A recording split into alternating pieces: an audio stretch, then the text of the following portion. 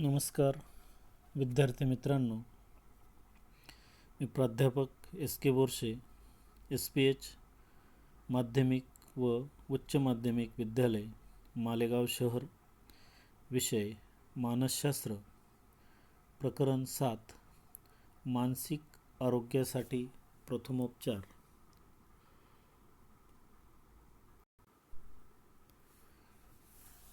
या प्रकरणात आपल्याला पुढील उपमुद्द्यांचा अभ्यास करायचा आहे. त्यात प्रस्तावना, 2 मानसिक आरोग्यासाठी प्रथमोपचाराची गरज, 3 अलगी कृती योजना, 4 प्रथमोपचार, 5 वर्तनविषयक समस्या. विद्यार्थी मित्रांनो, या 5 मुद्द्यांचा अभ्यास घेऊन आपल्याला मानसिक आरोग्यासाठी प्रथमोपचार समजून घेणं गरजेचं आहे. त्यात सुरुवातीला कृती म्हणून आपल्याला एक उदाहरण दिलं गेलं आहे. तुमच्या शारीरिक आरोग्याची काळजी घेण्यासाठी तुम्ही करीत असलेल्या क्रियांची यादी तयार करा. आता तुमच्या मानसिक आरोग्याची काळजी घेण्यासाठी तुम्ही करीत असलेल्या क्रियांची दुसरी यादी तयार करा. तुमच्या वर्गात या 2 यादींची चर्चा करा. तुम्ही किती गोष्टींची यादी तयार केली? दोन्हीपैकी पहिली यादी दुसऱ्या यादीच्या तुलनेत सोपी वाटली का?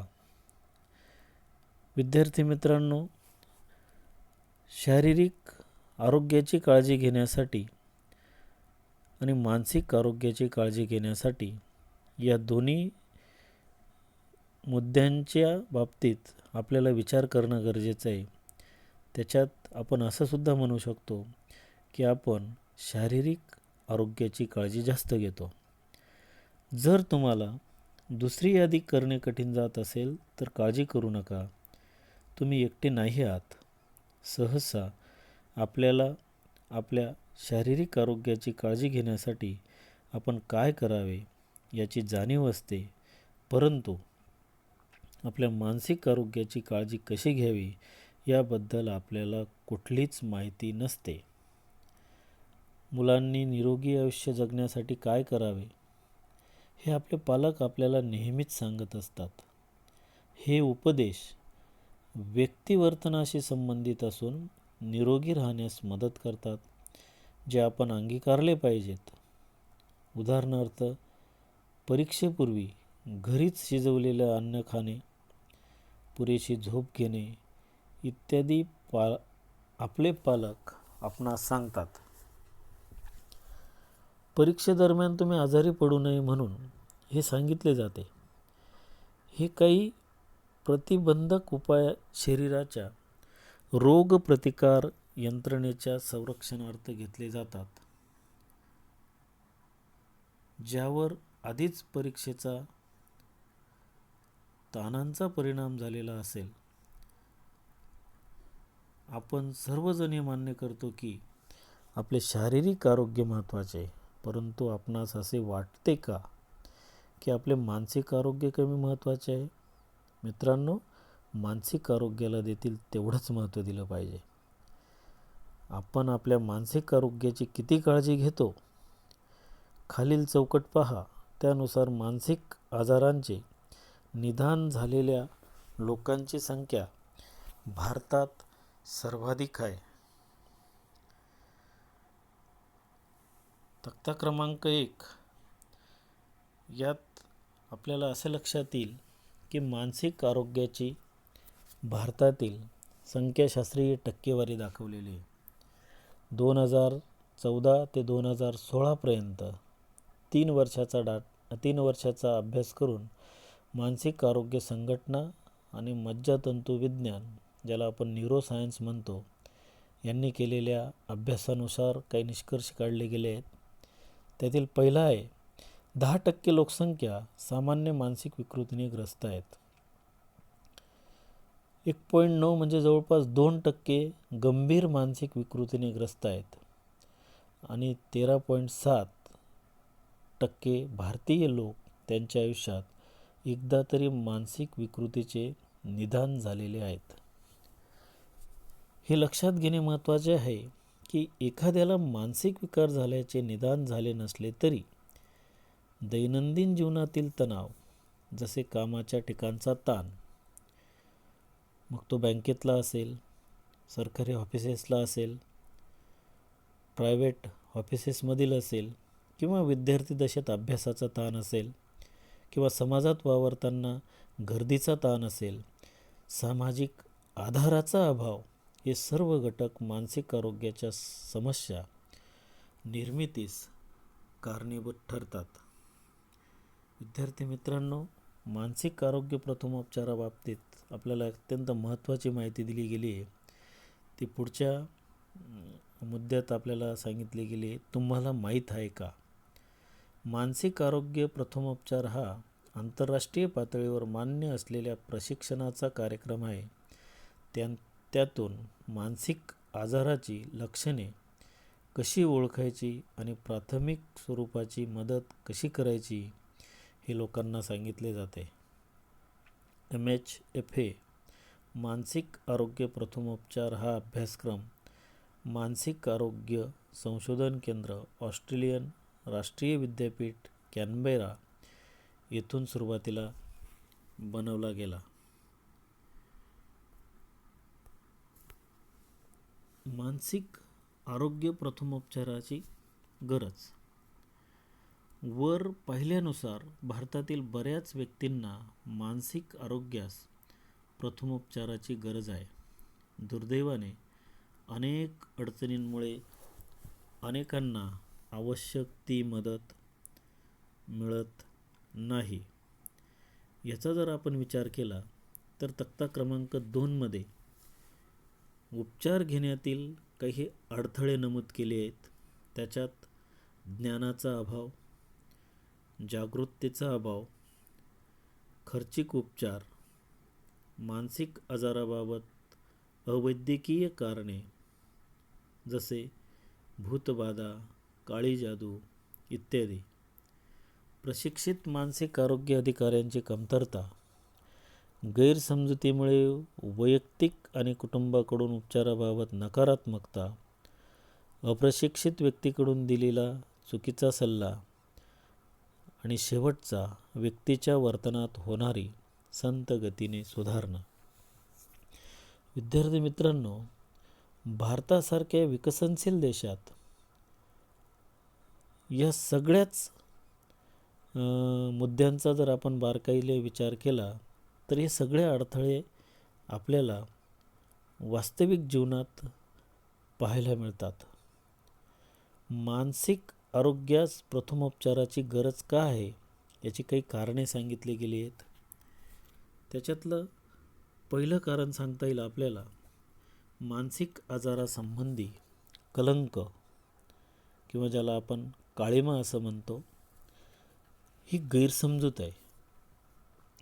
मानसिक आरोग्य व्यावसायिकांकडून मदत मिळवण्यातील प्रमुख अडचण म्हणजे मानसिक आजारासंबंधी असणारे कलंक होय.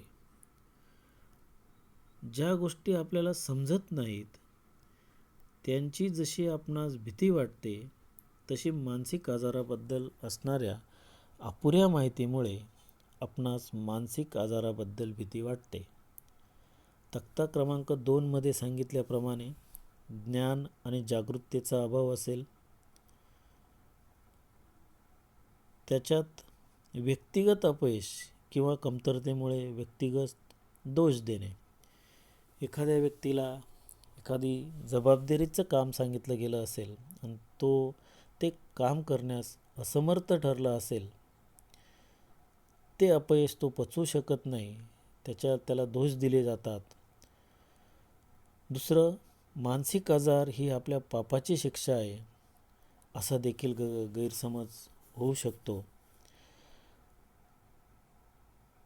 तिसरा प्रकार, एखादी व्यक्ती हे कृत्य किंवा कृती जाणीवपूर्वक करत आहे असा विचार करणे. दुसरं कारण सांगितलं गेलं आहे ते म्हणजे लाज, लज्जा किंवा ज्याला आपण शरम समानार्थी शब्द दिले गेले आहेत तिने.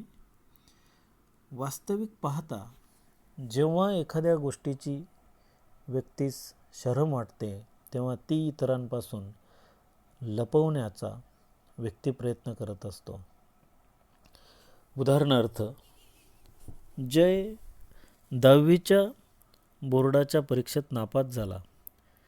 त्याचे हे अपयश केवळ त्याच्यासाठीच नव्हे तर त्याच्या कुटुंबियांसाठी देखील शरमेची गोष्ट असल्याचे त्यांना वाटते. परिणामी ते समाजापासून, सामाजिक संवादापासून दूर राहतात. विद्यार्थी मित्रांनो, या उदाहरणातून आपण देखील एक चांगल्या प्रकारचा बोध घेऊ शकतो की अशा प्रकारच्या घटना ज्यावेळी कुटुंबात घडत असतात त्यावेळी स्पष्टपणे इतरांशी संवाद करणे, ती गोष्ट लपून न ठेवता त्यांच्यासमोर मांडणे, त्यातून काहीतरी आपल्याला मार्गदर्शन होऊ शकते किंवा योग्य पद्धतीने आपल्याला इतरांचा सपोर्ट होऊ शकतो. परिणामी जर असं नाही केलं तर ती व्यक्ती समाजापासून दूर जाते.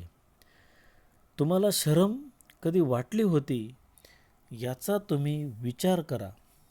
आपण याबद्दल बोलू इच्छित नाही आणि हेच लज्जास्पद काम वाटते.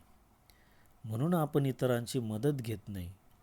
मानसिक आजार, अनुवंश किंवा सामाजिक सांस्कृतिक घटक व पर्यावरणीय घटक इत्यादींच्या जटिलतेमुळे निर्माण होतात, हे लक्षात घेणे आवश्यक आहे. ते वैयक्तिक कमतरतेमुळे कधीच निर्माण होत नाही. म्हणूनच मानसिक आजारांचे निदान झालेल्या व्यक्तींना दोष देण्यापेक्षा त्याला आधार देणे आणि समजावून घेणे फायदेशीर असते. मानसिक आजारातून जर लवकर त्या व्यक्तीला बरं करायचं असेल तर एक चांगल्या समाजाची, एक चांगल्या संस्कारांची गरज आहे असं आपल्याला म्हणता येईल. तिसरा महत्त्वाचा मुद्दा आपल्याला सांगितला गेला आहे, लोकांना नेहमी कसे उत्तर, प्रतिसाद द्यावे हे माहीत नसते. समाजामध्ये वावरत असताना हा अनुभव तुम्हाला, आपल्याला सगळ्यांनाच कमी अधिक प्रमाणात येत असतो. आपल्याकडे सल्ला घेण्यासाठी आलेल्या मित्राला आपणास खरोखरीच मदत करायची असते, परंतु आपण नेहमी यशस्वी होतोच असे नाही. तसेच आपल्याला नक्की काय सांगायचे तेही माहीत नसते. अशा वेळी चांगले होण्याऐवजी नुकसानच अधिक होण्याची शक्यता असते. उदाहरणार्थ, आपल्याला एक घटना अभ्यास सांगितला गेला आहे, तो आपल्यापुढे मांडत आहे. अमित दुःखी दिसत होता. तो विचार करत असे, माझा मोठा भाऊ ज्याच्या मी अगदी जवळ आहे तो पुढील अभ्यासासाठी परदेशात जात होता. कदाचित माझा जिवलग मित्र त्याच्याशी बोलल्यास मला बरं वाटेल. अमितचा मित्र अमितला गाईडलाईन करतो, तू हे एवढे गंभीरतेने का घेतो आहेस? ही एवढी मोठी गोष्ट नाही आहे. चांगल्या बाजूचा विचार कर. तुला त्याच्यासोबत वेळ घालवण्यास खूप वर्ष मिळाली आहेत. जे त्याचा बोलायचा अर्थ असा आहे, आत्तापर्यंत तू तुझ्या भावाबरोबरच होता ना. मला तर भावंडच नाही. तुला आनंद वाटला पाहिजे की तुला एक तरी आहे. तुला काही दिवसानंतर एकदम बरे वाटेल. या बोलण्यावर अमित विचार करतो, कदाचित तो बरोबर आहे. मी खूप मूर्ख आहे.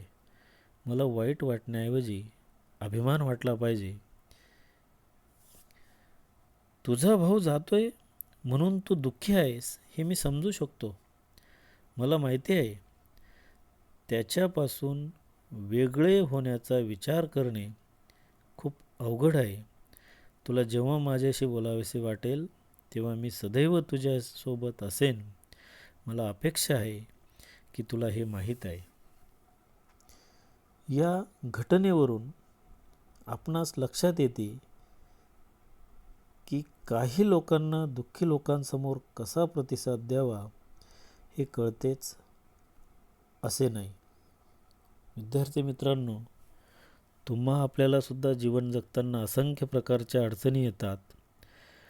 पण दुःखाच्या वेळेस एखादी सकारात्मक बाजू मांडणारी व्यक्ती जर आपल्या जीवनात उपलब्ध होत असेल, आपल्याला त्याचं सहकार्य होत असेल, तर त्या दुःखाच्या वेळी आपल्याला नक्कीच पाठबळ मिळतं, हे आपण विसरू शकत नाही.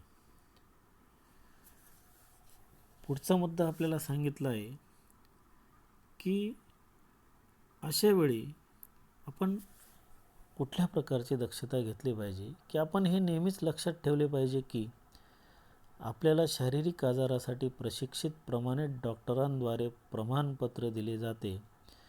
तसेच मानसिक आजारांमध्ये औषधे आणि उपचार हे फक्त आणि फक्त एखाद्या प्रशिक्षित आणि प्रामाणिक मानसिक आरोग्य व्यावसायिकच देऊ शकतात. मानसिक आरोग्य प्रथमोपचार हे प्रशिक्षित मानसिक व्यावसायिकांकडूनच घेतले पाहिजेत. पण याऐवजी मित्रमैत्रिणी किंवा कौटुंबिक सदस्यांकडून मदत घेणे चुकीचे ठरू शकते.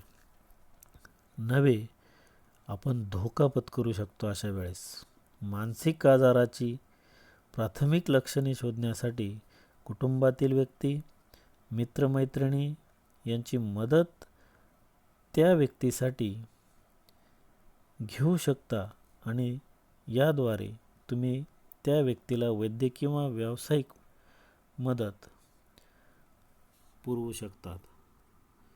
मित्रांनो,